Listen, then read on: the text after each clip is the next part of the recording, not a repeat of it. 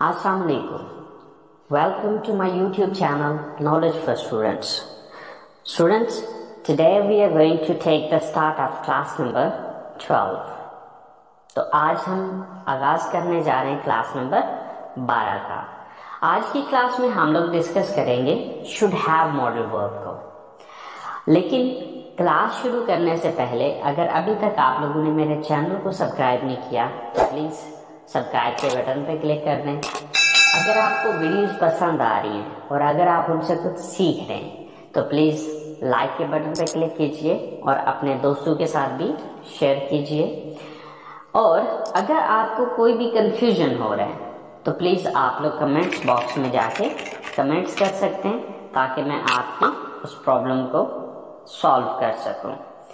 So start करते हैं आज की class. Students, should have modal verb का जो यूज है वो बिल्कुल वैसे ही है जिस तरह से शुड मॉडल वर्ब का यूज किया जाता था।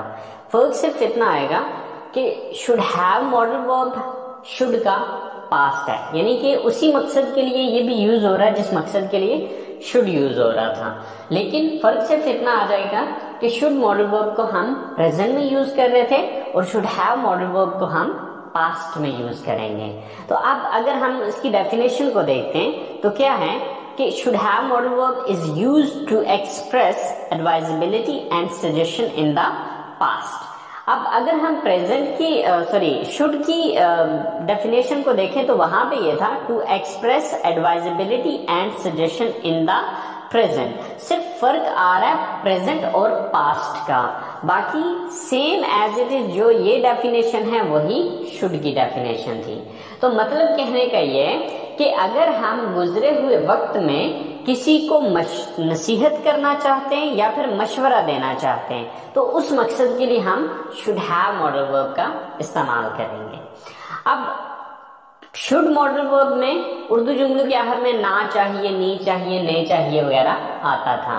लेकिन अब शुड हैव मॉडल वर्ब में उर्दू जुमलों के आखिर में ना चाहिए था, नी चाहिए थी, ने चाहिए थे वगैरह आएगा, क्योंकि ये पास्ट की एडवाइजेबिलिटी या सजेशन है। ठीक है। अच्छा, अब अगर हम इसकी स्ट्रक्चर को देखें तो इसकी स्ट्रक्चर के अंदर एक छोटा सा चेंज आ रहा है। वो चेंज क्या आ रहा है कि शुड के अंदर हम यूज करते थे subject plus should plus first form of the verb plus object, लेकिन शुड हैव मॉडल वर्ब में subject plus should have plus third form. यहां पर वर्ब की फर्स्ट फॉर्म नहीं आएगी बल्कि वर्ब की थर्ड फॉर्म आएगी। जो यहाँ पर चेंज आ रहा है वो मेन चेंज ये आ रहा है। ठीक है। और शुड की जगह शुड हैव आ रहा है। ओके, तो चले हम इन सेंटेंसेस को बना के जरा देख लेते हैं। अब जैसे कि पहले हम कहते थे कि उसे मेहनत करनी चाहिए, तो अब जब हम इसको पास्ट में लेके जाएंगे तो वो हो जाएगा उसे मेहनत करनी चाहिए थी। तो अब जब मेहनत करनी चाहिए थी आएगा तो अब ये पास्ट की एडवाइजेबिलिटी है या सजेशन है। ठीक है। तो अब उसके लिए हम इस स्ट्रक्चर को फॉलो करते हैं। सबसे पहले सब्जेक्ट उसे मेहनत करनी चाहिए थी। अब चाहे वो लड़का है चाहे वो लड़की है, तो फर्ज करें वो लड़की है। वो एक लड़की की इंग्लिश क्या होती है? She. Then should have, she should have. Then third form of the verb. अब यहां पर वर्ब कौन सा है? मेहनत करना। तो मेहनत करना की इंग्लिश होती है वर्क हार्ड। अब वर्क हार्ड तो चूंकि फर्स्ट फॉर्म है तो अब यहां पर मैं फर्स्ट फॉर्म तो नहीं यूज करूंगा, तो इसके लिए मुझे वर्क की थर्ड फॉर्म यूज करनी पड़ेगी और वर्क की थर्ड फॉर्म होती है worked. So she should have worked hard. She should have worked hard. उसे मेहनत करनी चाहिए थी। इसी तरह से उन्हें वक्त पर वहां पहुंचना चाहिए था। उन्हें यानी कि सब्जेक्ट कौन है? उन्हें, वो ज्यादा है। दे। देन शुड हैव,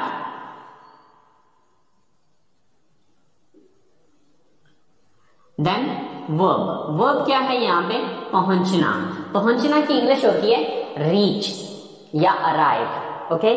अब रीच की जो थर्ड फॉर्म है वो है reached, so they should have reached. अब कहां पहुंचने की बात हो रही है, वहां, there, they should have reached there, उन्हें वहां पहुंचना चाहिए था, वक्त पर, on time. They should have reached there on time, उन्हें वक्त पर वहां पहुंचना चाहिए था। इसी तरह से उसे अपने मुस्तकबिल के बारे में सोचना चाहिए था। अब किसको सोचना चाहिए था, उसे, यानी कि वो एक लड़का भी हो सकता है, वो एक लड़की भी हो सकती है। ओके, सो फर्ज करें वो एक लड़का है, सो उसे अपने मुस्तकबिल के बारे में सोचना चाहिए था, तो वो एक लड़का है तो वो एक लड़का की इंग्लिश होगी ही। देन शुड हैव,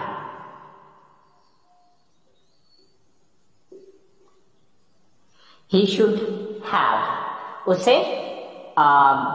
चाहिए था, क्या करना चाहिए था, सोचना चाहिए था। यहां पे वर्ब क्या है, सोचना, तो सोचना की इंग्लिश होती है थिंक, सोचना की इंग्लिश क्या है, थिंक। तो अब थिंक की हम थर्ड फॉर्म लगाएंगे, थिंक, थॉट, थॉट, तो अब थिंक की थर्ड फॉर्म लगेगी थॉट।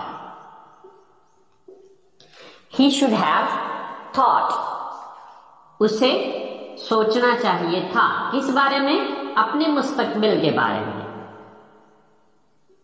अबाउट, अबाउट का मतलब है बारे में, अबाउट हिज फ्यूचर, ठीक है, हिज फ्यूचर, अपना मुस्तकबिल।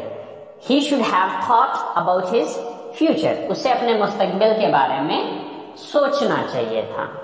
ओके, इसी तरह आसिम को अपने भाई की मदद करनी चाहिए थी। अब यहां पर सब्जेक्ट कौन है, Asim. Then should have,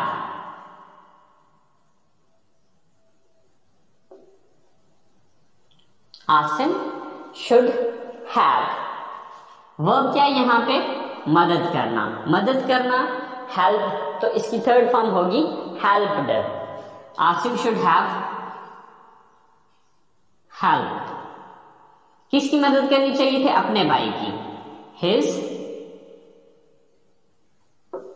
brother. Asim should have helped his brother, Asim को अपने भाई की मदद करनी चाहिए थी।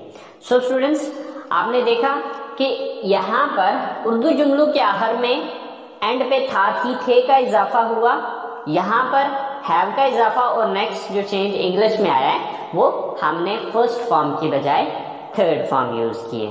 तो बस ये दो चेंजेस हैं जो कि हमारे इन सेंटेंसेस के अंदर आए। सो आई होप सो जिस स्टूडेंट को शुड मॉडल वर्ब की समझ आ गई है उसके लिए शुड हैव मॉडल वर्ब कोई मसला नहीं है, क्योंकि इसका यूज बिल्कुल वैसे ही है जिस तरह के शुड मॉडल वर्ब का था।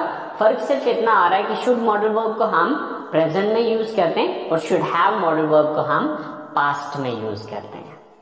तो ये थे हमारे पॉजिटिव सेंटेंसेस। अब हम चलते हैं इसके नेगेटिव सेंटेंसेस की तरफ, क्योंकि हमें ये भी तो कहना पड़ सकता है ना कि उसे ये काम नहीं करना चाहिए था, हमें ऐसा नहीं करना चाहिए था, उन्हें ऐसा नहीं करना चाहिए था। तो जब हम इनके नेगेटिव सेंटेंसेस बनाएंगे तो वो किस तरह से बनाने, चले आए देखते हैं। तो स्टूडेंट्स, ये है शुड हैव मॉडल वर्ब की नेगेटिव सेंटेंसेस की structure.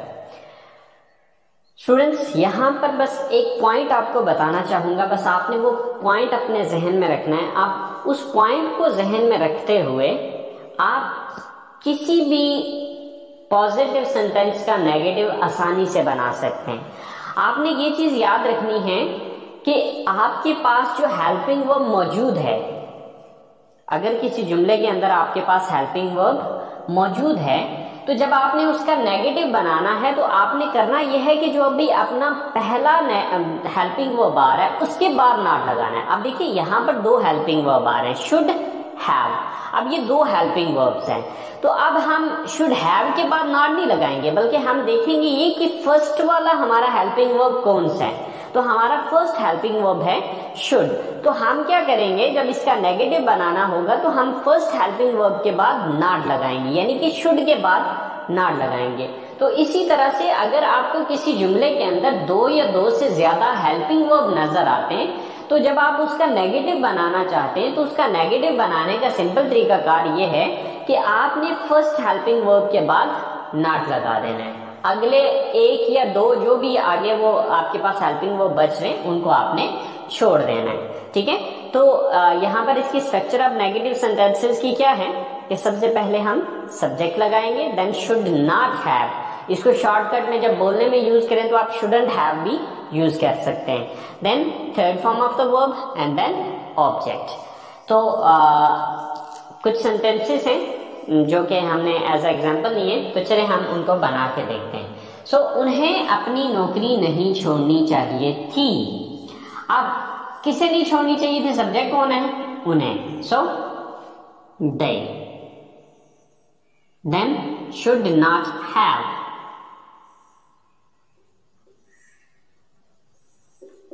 they should not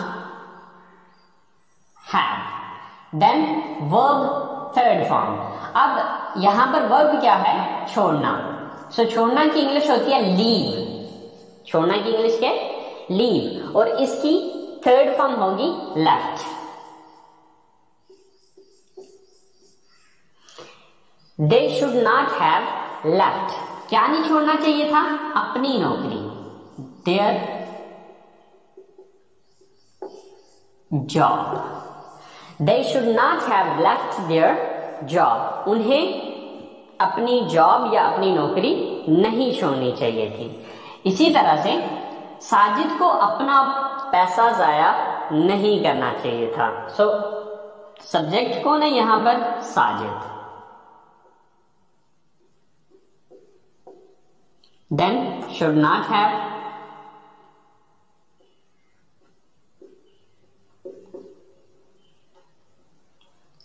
Sajid should not have. Verb क्या है यहां पर, जाया करना। सो वेस्ट, तो वेस्ट की थर्ड फॉर्म होती है वेस्टेड।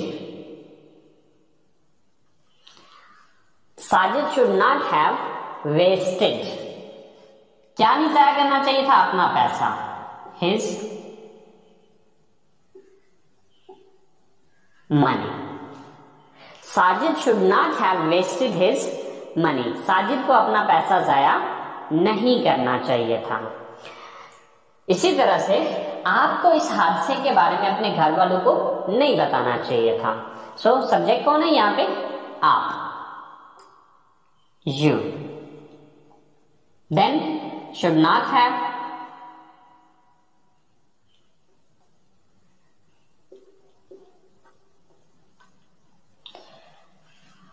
Then verb. वर्ब क्या यहां पे, बताना। टेल, बताना की इंग्लिश होती है टेल, लेकिन इसकी थर्ड फॉर्म होगी told. You should not have told, किसको नहीं बताना चाहिए था, यानी कि किसको नहीं बताना चाहिए था, अपने घर वालों को। अपने घर वालों को यानी कि your family.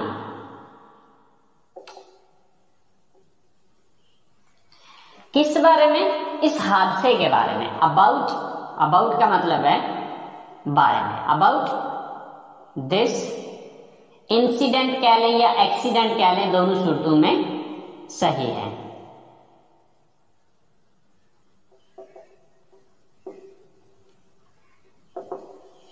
So you should not have told your family about this incident या एक्सीडेंट, दोनों सूरतों में सही है कि आपको इस हादसे के बारे में अपने घर वालों को नहीं बताना चाहिए था। सो इसी तरह से उसे अकेले वहां नहीं जाना चाहिए था। आप उसे यानी कि उसे एक लड़की को, she, then should not have,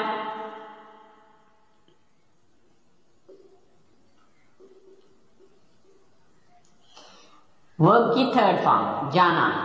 तो जाना की इंग्लिश होती है गो, तो इसकी थर्ड फॉर्म होती है gone. She should not have gone, कहां जाना चाहिए था, वहां, तो वहां की इंग्लिश है there. She should not have gone there, अकेले alone.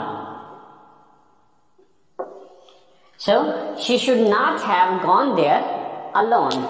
तो स्टूडेंट्स अगर हम पॉजिटिव और नेगेटिव सेंटेंसेस के अंदर अगर हम डिफरेंस देखें तो सिर्फ नॉट का डिफरेंस आ रहा है, ठीक है।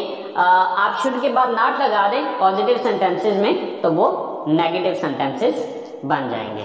So I hope so students आपको नेगेटिव सेंटेंसेस की समझ आ गई होगी। तो अब हम बात करते हैं इसके इंटरोगेटिव सेंटेंसेस की। इंटरोगेटिव मीन सवालिया जुमले। तो अगर हमें पास्ट में किसी से पास्ट से रिलेटिंग कोई मशवरा लेना है या कोई नसीहत लेनी है तो उसके लिए हम सेंटेंसेस किस तरह से बनाएंगे, वो बहुत ही सिंपल और इजी तरीकाकार है, जो कि मैंने ऑलरेडी पहले भी आपको बताया हुआ है कि अगर आपको किसी मॉडल या किसी टेंस का नेगेटिव बनाना आता है तो उसका इंटरोगेटिव बनाना कोई बड़ी बात नहीं है या कोई प्रॉब्लम नहीं है। ओके, अब उसके लिए आपने करना यह है कि जिस भी वर्ड के बाद आपने नॉट का लफ्ज नेगेटिव में यूज किया था बस उस लफ्ज को उठा के जुमले के शुरू में लगा देने तो वो इंट्रोगेटिव बन जाएगा। जैसे कि यहाँ पर हमने जो नॉट लगाया वो किसके बाद लगाया, शुड के बाद नॉट लगाया। तो अब यहाँ पर हम क्या करेंगे, जब हम इसका सवालिया बनाएंगे या इंट्रोगेटिव सेंटेंस बनाएंगे then we will take this should at the start of the sentence and it would be converted into interrogative sentence. तो चले देखते हैं स्टूडेंट्स, इंटरोगेटिव सेंटेंसेस बनाने के जो स्ट्रक्चर है वो है should plus subject plus have plus third form of the verb and plus object and question mark. So हमने किया सिर्फ इतना है कि यहाँ पहले शुड यहाँ पे आता था तो यहाँ से उठा के हमने इसको यहाँ पे ले आए। क्यों लेके आए, क्योंकि हमने जब नेगेटिव बनाया था तो शुड के बाद नॉट लगाया था, इसलिए हमने शुड को उठा के जुमले के शुरू में लगा दिया। तो चले हम इसकी एग्जांपल्स को बना के देखते हैं।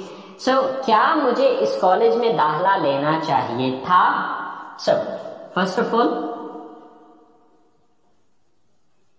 शुड, देन सब्जेक्ट कौन है, मुझे, यानी कि मुझे दाखिला लेना चाहिए था। तो सब्जेक्ट कौन हुआ, मैं। तो मैं की इंग्लिश क्या है, आई। शुड आई, क्या मुझे, should I have.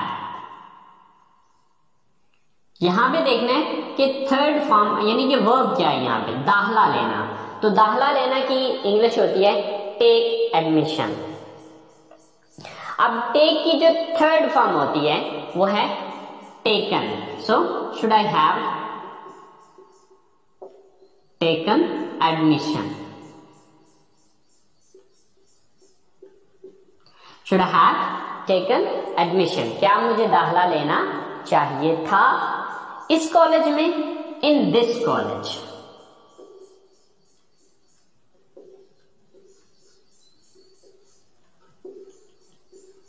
So, should I have taken admission in this college? क्या मुझे इस कॉलेज में दाखिला लेना चाहिए था।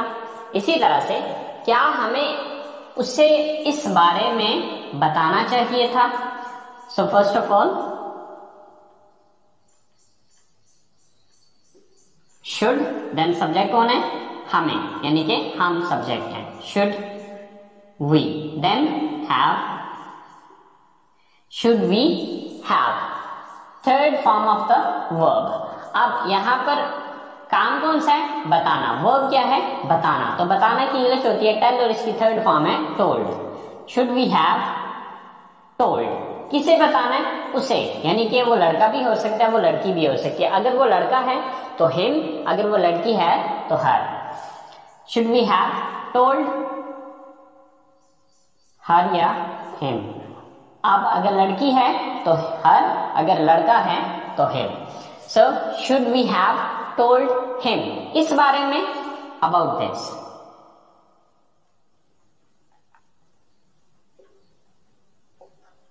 Should we have told him और हर अबाउट दिस, क्या हमें उसे इस बारे में बताना चाहिए था। इसी तरह से क्या सुहेल को इंग्लिश सीखनी चाहिए थी। First of all should, then Suhail, should Suhail, आगे हैव थर्ड फॉर्म सीखना, सीखना की इंग्लिश होती है लर्न, और इसकी थर्ड फॉर्म होती है learned. Should Sohail have learned, क्या सीखने की बात हो रही है? English. So should Sohail have learned English, क्या सोहेल को इंग्लिश सीखनी चाहिए थी। लास्ट सेंटेंस है हमारे पास, क्या आपको नया कारोबार शुरू करना चाहिए था। सो शुड, देन सब्जेक्ट कौन है यहां पे? आप।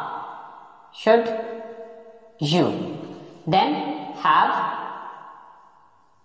After that third form of the verb, शुरू करना। काम यहां पर क्या है? वर्ब क्या है यहां पे? शुरू करना। सो शुरू करना की इंग्लिश होती है स्टार्ट, और इसकी थर्ड फॉर्म है started. So should you have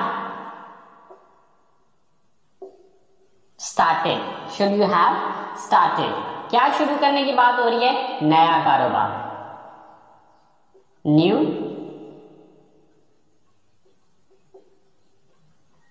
business. Sir should you have started new business, क्या आपको नया कारोबार शुरू करना चाहिए था। सो स्टूडेंट्स, ये सिंपल सा तरीकाकार है इसके पॉजिटिव, नेगेटिव और इंट्रोगेटिव सेंटेंसेस बनाने का। सो आई होप सो आपको पॉजिटिव, नेगेटिव और इंट्रोगेटिव तीनों टाइप के सेंटेंसेस की समझ आ गई होगी। अब हम जरा तीनों सेंटेंसेस को इकट्ठे लिख के देखते हैं कि आया कि तीनों में डिफरेंस क्या आ रहा है। तो चले आए जरा पहले वो देख लेते हैं, उसके बाद नेक्स्ट बात करते हैं। स्टूडेंट्स, हमारा जो पहला सेंटेंस है वो है you should have gone there, आपको वहां जाना चाहिए था। राइट, ये हमारा पॉजिटिव सेंटेंस है। जब हम इसी को नेगेटिव में कन्वर्ट करेंगे तो वह हमारा ये सेंटेंस बनेगा you should not have gone there. तो अब अगर आप इन दोनों सेंटेंसेस को देखें तो इसमें आपको सिर्फ नॉट का डिफरेंस नजर आएगा। ठीक है, बाकी सेम एज इट इज, जिस तरह की ऊपर की स्टेटमेंट है वही स्टेटमेंट नीचे भी है, फर्क सिर्फ इतना है कि शुड और हैव के दरमियान में नॉट आ गया है।